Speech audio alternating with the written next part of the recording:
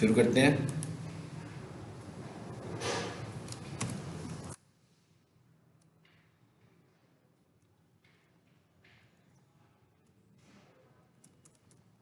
अब जरा बाकी के जो हमारे पास टैग्स हैं ना एसईओ के, उनकी बात करते हैं।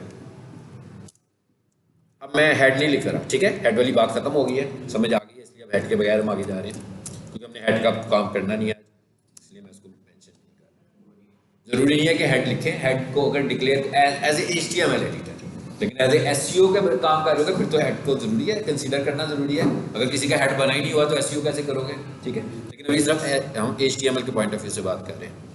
तो हमने हेडिंग स्टाइल लगा लिए थे, हम आप बात को लेकर चलते हैं आगे, और यहाँ आकर मैं लिख लेता हूँ H1, और यहाँ पर हम लिख लेते हैं जी प्रोफेशनल, ये मैंने हेडिंग लिख रहा हूँ साथ ही नाम लिख सकते हैं, सिर्फ ही नीचे नहीं, ये साथ भी लिख सकते हैं, डजंट मैटर, ठीक है। और जब टैग खत्म होगा तो स्पेस देनी है बाद में, जैसे मैंने दिया, देखें कोई स्पेस खास तो नहीं दी, लिखता जा रहा हूँ बस। इस तरह करने का फायदा ही होता है कि रीड करने में आसानी होती है ना, रीड करने में सहूलत होती है। बिल्कुल साथ लिखेंगे कंसिस्टेंट हो जाएगा, समझ में नहीं आएगा। जब कोड बहुत ही लंबा कोड लिखा होगा फिर तो बिल्कुल कुछ समझ में नहीं आएगा कि हमने किया क्या हुआ है। सो इस तरह सीक्वेंस में लिख लेते हैं तो इसका फायदा हो जाता है। चलो ये लिख दिया हमने, अब आ जाए इधर वापस, और इधर आकर मैं वो वाली साइट खोलता हूँ, वहाँ से हम कंटेंट ले लेते हैं ताकि मेरा थोड़ा सा टाइम बच जाए।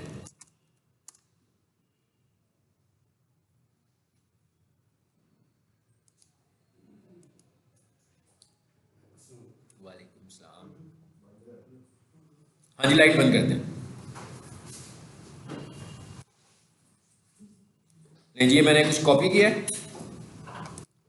बल्कि पहले सिर्फ एक लाइन ही कॉपी करता हूँ, दोनों नहीं करता। इसे कॉपी करता हूँ मैं, करते हैं सारी, करते हैं कोई बात नहीं। और यहाँ पर हम लिख लेते हैं जी P। अभी एक नया टैग आ गया बीच में P का, इसका क्या मतलब है जी, पैराग्राफ, कि अब मैं जो लिखने जा रहा हूँ वो पैराग्राफ टेक्स्ट है मेरा, और ये बहुत लंबा चौड़ा आ गया तो कोई मसला नहीं है। मैं चाह रहा हूँ कि आपको पढ़ा रहा हूँ तो इसलिए ये सारी लाइनें आपको यहीं पे नजर आए, तो इसलिए मैं इसको मल्टीपल लाइंस में कर रहा हूँ एंटर करके। हाँ,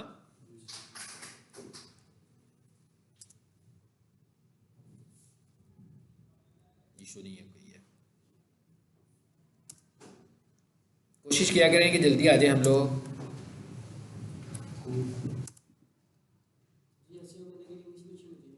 जी, इंग्लिश भी अच्छी हो तो बहुत अच्छी बात है, नहीं तो फिर कोई टीम बनी हो तो इंग्लिश का एक बंदा होना चाहिए। अदरवाइज हमारे पास टूल्स भी होते हैं जिसमें हम कुछ लिख के कंटेंट जनरेट करा सकते हैं, ठीक है। GPT तो भाई है ना चीज, इस तरह के पहले बहुत सारे टूल्स बने हुए हैं, ठीक है, बहुत सारे टूल्स बने हुए हैं इस तरह के हमारे पास जी। बहुत, मैं आपको बताऊंगा, टूल्स इस मकसद के लिए, कंटेंट राइट करने के लिए, ठीक है। लेकिन वो सब पेड टूल्स हैं, ये भी पेड हो जाएगा मेरा ख्याल है, अभी थोड़ी देर की बात है। ये भी पेड टूल है, इस वक्त जो चल रहा है ना, फ्री ट्रायल पे चल रहा है, लॉन्च पे ट्रायल पे चला रहे हैं ये। जिनके पास मिलते हैं, हाँ, जिनके पास मिलते हैं GPT। हाँ जी, वही कह रहा हूँ, अभी फ्री है ना, तो ये जब खत्म हो जाएगा, थोड़ा दिन को लगेगा, अब तो वैसे काफ़ी पॉपुलर हो गए हैं ये लोग, तो उसके बाद जो है ना ये फ्री इनका ख़त्म हो जाएगा। चलें, जिसमें है फाइल, सेव एज, और आपके अकाउंट में चलते हैं। आज की डेट का फोल्डर बना देता हूं मैं।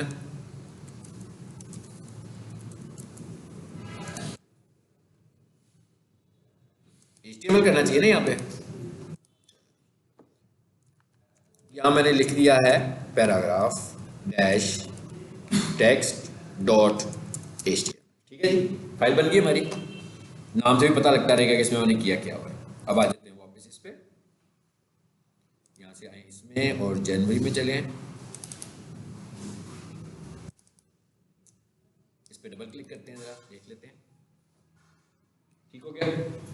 अच्छा, ये हमने एक पैराग्राफ लिख लिया। अब हम मैं क्या कह रहा था आपको कि जब हम पैराग्राफ होंगे हमारे पास, मतलब हमारे पास कोई वेबसाइट आएगी, वो पैराग्राफ्स पे मुश्तमिल होगी, उसमें मुख्तलिफ पैराग्राफ्स बने होंगे, तो उन पैराग्राफ में भी तो हमने अपने कीवर्ड्स को हाईलाइट करना है। तो दिखने में ये लग रहा है जैसे हमने बोल्ड किया हुआ है, ऐसे ही है ना, मतलब ऊपर हेडिंग को देखें तो बोल्ड लगती है, तो एकदम जेहन में आता है कि भाई यहाँ पर भी कोई हेडिंग का छोटे वाला स्टाइल यूज कर लो, बिल्कुल नहीं करना। हेडिंग स्टाइल को आपने पैराग्राफ के अंदर इस्तेमाल नहीं करना, बल्कि हेडिंग का मतलब ही है कि आपके पैराग्राफ का हेडर है ये, ठीक है, उसको पैराग्राफ के हेडर के तौर पर आपने इस्तेमाल करना है बस। और अब हम ये देखते हैं कि हमने इसके बीच में से किसी चीज को कैसे हाईलाइट करना है। जी आ जाए जी, क्या लिखा हुआ है जी, we are leading professional kitchen equipment. मैं कह रहा हूं ये मेरा कीवर्ड है, ठीक है, सपोज कर रहे हैं हम सपोज कर रहे हैं जी कि ये हमारा कीवर्ड है। सो इसका मतलब क्या हुआ, मुझे इसे हाईलाइट करना है। यहां पर मैं टैग इस्तेमाल करने जा रहा हूं, नया टैग आ गया। ये कौन सा टैग है, स्ट्रॉन्ग। पैराग्राफ टेक्स्ट को अगर हमें बोल्ड करना होता है तो हम स्ट्रॉन्ग करते हैं, जैसे वर्ड में जाते हैं तो ऊपर बी पे क्लिक करते हैं ना, तो बोल्ड हो जाता है, ठीक है। इसी तरह जब हम CMS यूज कर रहे होंगे तो वहां पर इसको ऐसे ही करेंगे जैसे अभी मैंने वर्ड वाला तरीका बताया आपको, कि हाईलाइट करेंगे और बोल्ड पे क्लिक कर देंगे। तो CMS में इस तरीके से करेंगे, और जहां तक आपका कीवर्ड है वहां जाकर इसको एंड भी करेंगे। अब हमारे पास दो तरह के टैग्स हैं, एक को हम बोलते होते हैं पेयर टैग्स और एक को बोलते हैं unpair tags, non pair tags जो होते हैं। पेयर का क्या मतलब है, आपने देखा है, पेयर बनाया मैंने इसको, पेयर की सूरत में लिखा है इसको, मतलब मैं अगर इसको पेयर ना बनाता तो इसका मतलब क्या था कि इसके नीचे जितना भी टैग था सारे का सारा ही बोल्ड हो जाता। तो ये बताने के लिए हमें पेयर टैग इस्तेमाल करें, यानी कुछ पेयर टैग्स ऐसे हैं जो पेयर टैग की कैटेगरी में आते हैं, और कुछ टैग्स ऐसे हैं जो नॉन पेयर में होते हैं। इसकी आसान सी एग्जांपल कैरेक्टर फॉर्मेटिंग ही है, क्योंकि कैरेक्टर फॉर्मेटिंग सिलेक्टेड होती है, सब पे तो नहीं करनी है एक जैसी ना, मतलब ये तो नहीं कि पूरा पेज एक ही तरह का होगा। तो जो ऐसी चीजें हों जो ब्लॉक वाइज कर रहे हैं उनको पेयर टैग के साथ इस्तेमाल करेंगे, ठीक है। अभी इसकी एग्जांपल मैं दूंगा कि अनपेयर टैग्स कौन से होते हैं। आगे नीचे जरा प्रोफेशनलिज्म, और नीचे आता हूं मैं, providing quality services our customers, quality our price. मैं देखना चाह रहा हूं कि कोई और कीवर्ड है जो मैं यूज करूं। ये मैन्युफैक्चरर आ गया, चले जी, और नहीं आया कुछ, कोई बात नहीं, परेशान नहीं होने, इतनी रखते हैं इसको, अगले पैराग्राफ में जाते हैं ना जब, फिर वो देखते हैं। इधर आइए जी, अब इसको जरा रिफ्रेश करके देखते हैं क्या हुआ है। पता लग गया ना क्या हुआ है, वो हिस्सा बोल्ड हो गया।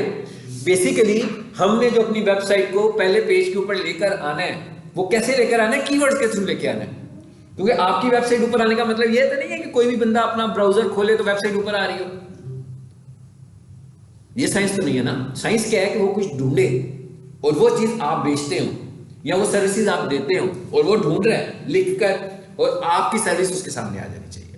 तो इसका मतलब क्या हुआ कि उसके ढूंढने में और हमारी सर्विसेज में मैच होना चाहिए ना। तो ये मैच क्रिएट करते हैं कीवर्ड्स, हम कीवर्ड्स लिखते हैं अपनी वेबसाइट में। अब आपने क्या करना है कि आपके पैराग्राफ में जो कीवर्ड है आपने उसको हाईलाइट करने के लिए, क्राउलर को बताने के लिए बोल्ड करना है। बोल्ड करने के लिए हमारे पास दो टैग थे, एक स्ट्रॉन्ग का और एक बोल्ड का। अभी मैंने कौन सा टैग यूज किया, स्ट्रॉन्ग का टैग यूज किया, ठीक है। अब एक और अगली एग्जांपल करते हैं, ये टेक्स्ट उठा लेता हूं जी मैं यहां से, अब दूसरा उठा रहा हूं मैं यहां से, ठीक है, टाइप से बचने के लिए, टाइपिंग ना करनी पड़े मुझे ज्यादा। चलो अब ये एंड हुआ है पी का, यहाँ पे पी भी पेयर टैग है, अदरवाइज क्या होता कि सारा ही पी चल जाता, मे भी मुझे बीच में हेडिंग स्टाइल यूज करना होता, तो उसने तो हेडिंग को भी पैराग्राफ ही बना देना था। सो इसका मतलब है ये भी पेयर टैग है। तो इसका मतलब ये हुआ कि अब मैं यहाँ पर एक पी और लिखता हूँ, पी का एंड भी कर देता हूँ, और यहाँ पर पेस्ट कर देते हैं।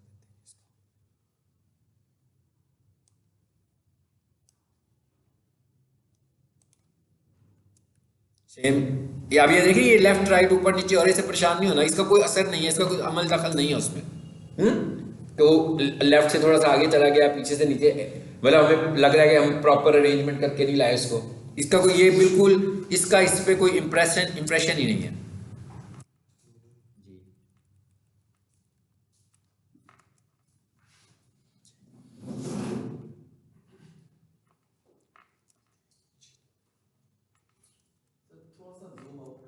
अच्छा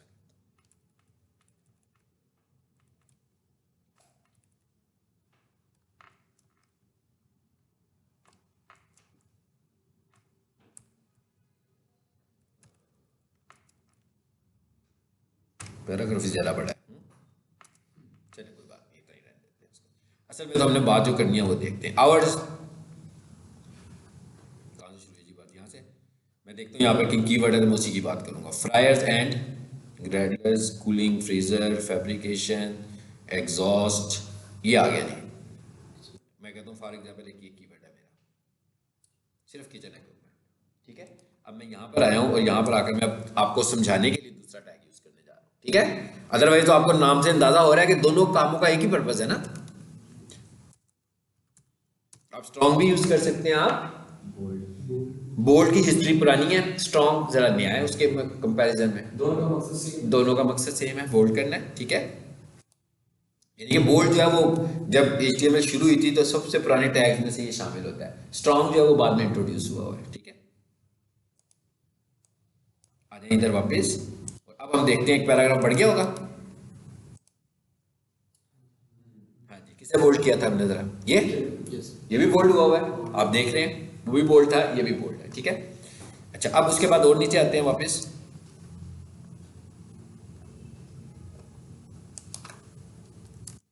अब एक टैग और हम देखते हैं। अब हम बात कर लेते हैं इमेज की, क्योंकि इमेज को भी हमें चाहिए और साथ में हम इमेज की SEO की भी बात करेंगे। IMG, अब ये नया टैग बता रहा हूं मैं, SRC। अच्छा, टैग जब हम बात शुरू करते हैं ना, टैग लिखना शुरू करते हैं तो वो टैग होता है, लेकिन उसके अंदर जो मजीद चीजें हम लिख रहे होते हैं, उसकी ऑप्शंस, उन्हें हम बोलते हैं टैग एट्रीब्यूट्स। यानी आगे जो चीजें मैं लिखने जा रहा हूँ, इमेज के बाद जो मैंने लिखा वो क्या है, एट्रीब्यूट है। यानी जब हमने H1 लगाया था उसका कोई एट्रीब्यूट नहीं था, वो एट्रीब्यूट्स हैं लेकिन हमने नहीं लगाया कोई एट्रीब्यूट इसमें, ठीक है। सो इसका मतलब ये है कि अब जो SRC लिखा जा रहा है ये क्या है, इसका एट्रीब्यूट है। Attribute equal to SRC equal to SRC stands for source. आगे आपने डबल कोटेशन मार्क लगाना है और इसके अंदर आपने जो भी फाइल है उसको नाम लिख देना है। मिसाल के तौर पर पहले फाइल ले, प्रीवियस लेक्चर में मेरा ख्याल है एक इमेज था ना 11 में, ये ठीक है। मैं इसी को यहाँ लाता हूँ और यहाँ पेस्ट कर देता हूँ और इसको रीनेम करते हैं।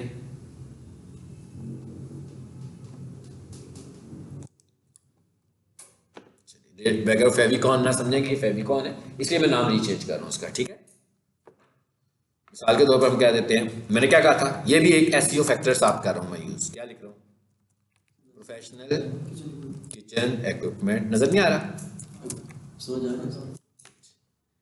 ठीक है, आ गया जी प्रोफेशनल किचन। अब ये क्या चीज है, ये SEO का फैक्टर मैंने अप्लाई कर दिया एक। अब ये SEO का फैक्टर इमेज नेमिंग का फैक्टर है। कहते हैं आपने जो इमेज का नाम रखते हैं ना, वो इमेज का नाम उस तस्वीर में आप जो दिखाना चाह रहे हैं उसका जो कीवर्ड बनता है वही वाला नाम रखें, बजाय इसके कि मैं इस इमेज का नाम रख लूं 01 या 512 या ABC या XYZ। वो कहता है नहीं, आपने इमेज का नाम अपने कीवर्ड बेस्ड रखना है इसका, और नाम के दरमियान में स्पेस नहीं होनी चाहिए। यानी ये एक फैक्टर आ गया SEO का, इमेज फैक्टर हमने एक डिस्कस यहाँ पे कर लिया। इसकी एक्सटेंशन क्या आ गया, JPG है। चलिए आ जाए वापस कोडिंग में। क्या नाम था जी, वही लिख देता हूं, वहां से कॉपी करके यहाँ पेस्ट भी कर सकता था। हाँ, अभी मैं टाइपिंग कर रहा था ना, उसी हिस्से को मैं कॉपी कर लूँ, टाइपिंग वाले हिस्से को, और यहाँ लाकर पेस्ट कर दूँ जी। डैश बिल्कुल देने हैं, ये तो स्पेशल फैक्टर कह रहा हूँ, यही स्पेस की जगह पे तो यूज कर रहे हैं, यही तो स्पेशल फैक्टर बताया आपको मैंने इसका। थोड़ा सा मैं इसको छोटा करता हूँ।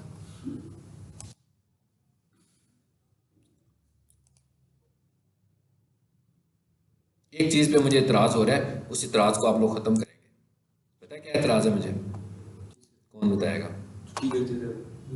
एक जो लेट आते हैं ना, मुझे इस पे इतराज हो रहा है बहुत ज्यादा, ठीक है। लेट नहीं है, ठीक है, क्योंकि जितना आप जल्दी आएंगे, आप 5:15 समझे 5:30 पहुंच जाएंगे, ठीक है। ताकि क्लास लेट शुरू हो जाए तो ये इतना नुकसान की बात नहीं है। क्लास शुरू हुई और आप लेट आए ना तो ये नुकसान की बात है, ठीक है। तो कोशिश किया करें कि लेट ना आए, मतलब कोशिश करें 5:30 पे आप लोग यहाँ पर मौजूद हो, और छुट्टी ना करें। हफ्ते में 3 लेक्चर हैं, अगर कभी फॉर एग्जाम्पल छुट्टी करने का बड़ा ही मूड बन रहा है, सर छुट्टी नहीं कर रहे हैं, तो मिलकर सारे एक दिन कर ले, ठीक है। प्लान करके करें कि हर्ज ना हो, मैं क्या किसी का हर्ज ना हो, ये ना हो कि 1-2 बंदे छुट्टी कर रहे हैं। देखो जब अब जो लोग नहीं हैं, मिसाल के तौर पर आज जो लोग नहीं है, प्रीवियस क्लास में ऐसे ही हुआ था, जो लोग आज नहीं आए हुए तो उस दिन क्या था, वो नहीं थे आए हुए प्रीवियस क्लास में, तो उस दिन आप वाले चेहरे मुझे नजर नहीं आ रहे थे जो प्रीवियस क्लास में थे। उन्होंने आते ही मुझे कहा सर वो बता दें जो आपने प्रीवियस क्लास में बताया था। फिर थोड़ी थोड़ी देर बाद आप लोग आना शुरू हो गए, तो मैं अनकंफर्टेबल हो जाता हूँ इस तरह ना, फिर कि मुझे ये फील होता है कि यार वो जो अब जिन्होंने प्रीवियस क्लास ली थी मैं उसके साथ चलाऊँ कि इसके साथ काम चलाऊँ, तो गड़बड़ हो जाती है। तो इसलिए कोशिश करें कि छुट्टी ना करें, ठीक है, और छुट्टी के बाद में फिर ये भी ना करें, क्योंकि अब वो अगली क्लास में आएंगे तो मुझे समझ नहीं आएगी मैं उनका क्या बिगाड़ सकता हूँ जो अब छुट्टी कर रहे हैं या लेट आ रहे हैं। मतलब दोनों काम इक्वल है, दोनों काम इक्वल है। ले जी आगे वापस यहाँ पे, यानी एक देख लिया हमने एसईओ का फैक्टर अप्लाई कर दिया इसके ऊपर। एक एसईओ का फैक्टर तो है इमेज ऑप्टिमाइजेशन। इमेज ऑप्टिमाइजेशन का क्या मतलब है ये अभी आपको मैं ऑनलाइन करके दिखाता हूँ, ठीक है। इसका मतलब ये होगा कि ये टेस्टिंग तो आप ऑनलाइन भी कर लोगे, और अगर ग्राफिक डिजाइनर हो फिर तो मसला ही कोई नहीं है, फिर तो आप खुद से चेक करेंगे कि इमेज ऑप्टिमाइज्ड है कि इमेज ऑप्टिमाइज नहीं है। लेकिन मैं ऑनलाइन टूल भी आपको बताता हूँ कि वहां से भी चेक कर लें कि इमेज ऑप्टिमाइज है कि इमेज ऑप्टिमाइज नहीं है। अच्छा, उसके बाद एक और एट्रीब्यूट मैं बताने जा रहा हूं आपको इमेज का, वो है alt attribute. Alt equals to, अच्छा आल्ट स्टैंड फॉर अल्टरनेट, ठीक है, सिंपल सी बात है। अब आल्ट एट्रीब्यूट लगा, हम तस्वीर ले हैं लेकिन उसके आगे हम टेक्स्ट लिखने लगे हमें, इसकी क्या साइंस है? यहां पर मैं क्या लिख रहा हूं देखिए जरा, तो मेरे लिखते ही आपको इसकी साइंस भी समझ में आ जाएगी। समझ आइए, यहां पर भी आकर मैंने कीवर्ड दे दिया। याद रखें कि जो क्राउलर है, क्राउलर को कुछ नहीं समझ आता कि या ये ग्राफिक्स हैं ये क्या है, क्राउलर को समझ आती है कोडिंग। यानी अगर हमें इमेज को भी ऑप्टिमाइज करना है तो असल में वो टेक्स्ट की वजह से हो रहा है, वो इमेज के नाम की वजह से हो रहा है, वो इमेज के कंप्रेस्ड साइज की वजह से हो रहा है, और वो इमेज के आल्ट टेक्स्ट की वजह से हो रहा है। तो अगर ये इमेज का आल्ट टेक्स्ट आपने ठीक लिखा हुआ है तो इसका मतलब है कि आपका इमेज ऑप्टिमाइज्ड होगा। इमेज का नाम ठीक लगाया हुआ है, ऑप्टिमाइज करके लिखा है। इमेज का नाम ऑप्टिमाइज करके लिखने का क्या मतलब है? कीवर्ड नजर आए और बीच में डैश हो, यानी इमेज का नाम ऑप्टिमाइज हो गया। और तीसरे नंबर पर इमेज कंप्रेस है कि नहीं है, मतलब नंबर ऑफ बाइट्स, क्या वो मैक्सिमम उतना है जितना छोटा हो सकता है अच्छी रेजोल्यूशन के साथ। रेजोल्यूशन भी खराब नहीं करनी, उसकी क्वालिटी भी खराब ना हो, क्योंकि इंटरनेट के ऊपर जो तस्वीरें हमें नजर आ रही हैं, ठीक है ना, ऐसे तो नहीं है किसी ने बड़ी स्क्रीन के ऊपर वेबसाइट को देखना है, मतलब कि बहुत ग्राफिक्स को हम क्लोज देख रहे हैं। इंटरनेट पे तो डाटा होना ही छोटी स्क्रीन के ऊपर है। तो इसका मतलब क्या होगा, मैं किसी चीज को बड़ी करके भी आपको दिखाऊं और आपको लगे कि इसकी रेजोल्यूशन अच्छी नहीं है तो बड़े साइज में नजर आ रही है ना। बेसिकली तो इंडस ने फर्स्ट क्राउल होना है मोबाइल के ऊपर, तो मोबाइल पे तो ऑलरेडी चीजें छोटी नजर आ रही होती हैं, तो छोटी में रेजोल्यूशन इतना इंपैक्ट भी नहीं करती आपकी। लग बुरी रेजोल्यूशन नहीं होनी चाहिए, लेकिन ये नहीं कि बहुत एक्स्ट्रा ऑर्डिनरी, जैसे हम तस्वीर खींच रहे होते हैं तो हम कहते हैं यार ये कैमरा अच्छा नहीं है, हाँ इसकी रेजोल्यूशन अच्छी नहीं है, वो आईफोन से खींचो बड़ी अच्छी तस्वीर आती है। तो इतनी अच्छी रेजोल्यूशन की इशू हमारा नहीं है, हमारा इशू है कि फाइल का साइज छोटा होना चाहिए। जेपीजी में रखें, पीएनजी में रखें, ये इशू नहीं है, साइज बड़ा नहीं होना चाहिए। पीएनजी जो है ना वो ज्यादा कंफर्टेबल फॉर्मेट है as compared to JPG for internet.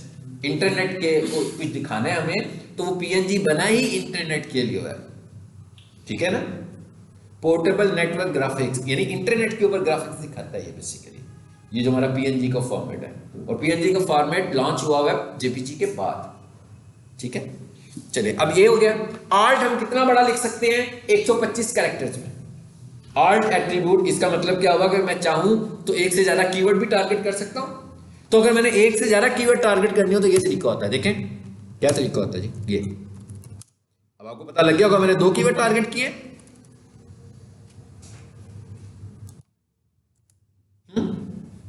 दो कीवर्ड टारगेट हो गए आर्ट में। किए कैसे है टारगेट? डैश लगाकर। स्पेस तो फासले के लिए दिए गए, लदा लगे, जैसे मैं इधर स्पेस दे रहा हूं ना, स्पेस हर वर्ड लिखने के बाद स्पेस दे रहा हूं ना। अब देखें इस स्पेस को फाइल नेम वाली स्पेस के साथ कंफ्लिक्ट नहीं करना आपने।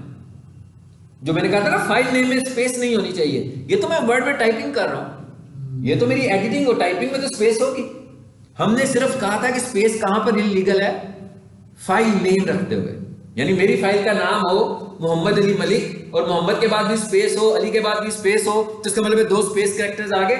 और स्पेस कैरेक्टर बेसिकली तो कोई कैरेक्टर ही नहीं होता, तो उसकी जगह पर जब वो इंटरनेट पर दिखेगा तो 20% लिखा हुआ आ जाएगा, तो कितना अजीब लगेगा। मतलब मेरा नाम इस तरह लिखा होगा मोहम्मद 20% अली 20% मलिक, और इसको रीटारगेट करना भी मुश्किल हो जाएगा। इसीलिए वो कहता है कि भाई ये जो खाली जगह है ना ये नहीं होनी चाहिए, यहाँ नाम, ये सिर्फ फाइल का नाम रखते हुए। जी डैश लगाए, वो मैंने अभी लगाकर दिखाए हैं, लगी भी हुई है, ये देखें लगाई है ना हमने, और स्पेस भी नहीं लगाई, यहाँ नहीं स्पेस लिखी मैंने, ये फाइल नेम है, यहाँ नहीं स्पेस लगानी है। फाइल नेम में तो समझे स्पेस बार इलीगल कैरेक्टर है, फाइल का नाम रख रहे हैं, फोल्डर का नाम रख रहे हैं, स्पेस बार इलीगल कैरेक्टर है। और ये आज की बात नहीं है, ये जब सबसे पहला ऑपरेटिंग सिस्टम आया था, ये उस वक्त की कहानी है, उस वक्त से ही कहता था कि भाई स्पेस यूज ना करो, ठीक है, यानी इलीगल कैरेक्टर बोलते हैं स्पेस को। लेकिन वर्ड में लेटर लिख रहे हो तो स्पेस इलीगल नहीं है, वो तो लीगल है, वो तो लाजमी लगाना पड़ेगा। अगर मैं विदाउट स्पेस कुछ लिख दूंगा किसी को तो मेरा मैसेज ही समझ में नहीं आएगा कि मैं लिखना क्या, बताना क्या चाह रहा हूं। लेकिन जब हम फाइल का नाम रख रहे हैं तो वो कहते हैं स्पेस नहीं यूज करनी, स्पेस के लिए कोई और आइडेंटिफायर यूज कर लो जिससे स्पेस आइडेंटिफाई हो जाए आपकी। तो वो हम क्या यूज कर रहे हैं, डैश। अच्छा, उसके बाद आगे क्या हो गया जी, ऑल्ट कितना बड़ा हो सकता है, 125 की है, मैंने टाइपिंग की है आर्ट के अंदर, ये वो कह रहा है भाई 125 कैरेक्टर में लिख सकते हो। उसके बाद और आगे आ जाते हैं, तो ऑल्ट एट्रीब्यूट हो गया। भाई ऑल्ट एट्रीब्यूट क्या होता है, इसको थोड़ा सा और समझ लेते हैं कि साथ साथ पैरेलल में कोडिंग के साथ आपको उसकी एसईओ का फैक्टर भी बताई जा रहा हूं, ज़हन में रखना है आपने। हाँ, ऑल्ट किसके लिए चाहिए, अब मैंने ऑल्ट लिख तो दिया, बेसिकली मैंने क्या ये थोड़ा सा तो इसका बताया कि किसको चाहिए, क्रॉलर को चाहिए। क्रॉलर ने आपकी file professional kitchen equipment dot JPG को नहीं देखना ऑप्टिमाइज करने के लिए, उसने आपके ऑल्ट टेक्स्ट को देखकर ऑप्टिमाइज करना है, ठीक है। लेकिन ऑल्ट सिर्फ क्रॉलर को नहीं चाहिए, क्रॉलर के साथ साथ यूजर को भी हम थोड़ा सा फैसिलिटेट कर रहे हैं। कैसे कि भाई एक वेबसाइट खुल रही है, उसमें नंबर ऑफ पिक्चर्स हैं, वेबसाइट की तस्वीर बहुत बड़ी है, आपका इंटरनेट बड़ा स्लो है, किसी वजह से तस्वीर लोड नहीं हो रही। तो जब तस्वीर लोड नहीं होती तो आपने अक्सर देखा होगा एक छोटा सा आइकन होता है और उसके साथ कुछ कभी कभी कहीं लिखा हुआ भी नजर आ रहा होता है। सो ये वो ऑल्ट टेक्स्ट में होता है, यानी अगर आपकी तस्वीर लोड नहीं होगी तो उसकी जगह पर क्या लोड होगा, अल्टरनेटिव टेक्स्ट, ठीक है,